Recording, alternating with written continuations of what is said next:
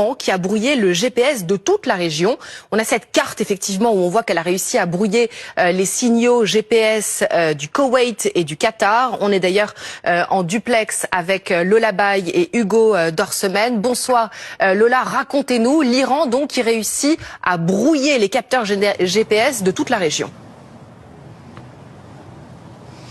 Bonsoir Paola. Oui, alors effectivement, ça fait 3 mois que désormais la guerre électronique se déploie et c'est même devenu un outil indispensable. Vous voyez avec cette carte qui s'affiche à l'écran, peut-être même d'ailleurs que ces brouillards GPS, ils ont été de manière indirecte au centre des négociations. En tout cas, vous voyez sur cette carte, c'est toute la zone de guerre qui est concernée, l'Iran, l'Irak, la zone du Golfe Persique, le Koweït jusqu'en Arabie Saoudite.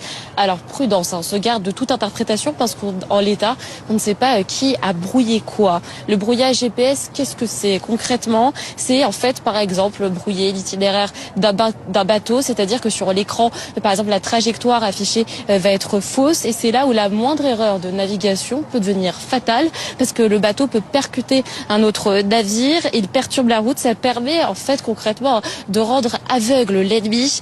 Il y a aussi par exemple le traçage fantôme des bateaux, le détournement de fréquences ou encore le brouillage de drones pour protéger les zones sensibles. Le brouillage GPS, il est aussi très utilisé au Liban et en Israël.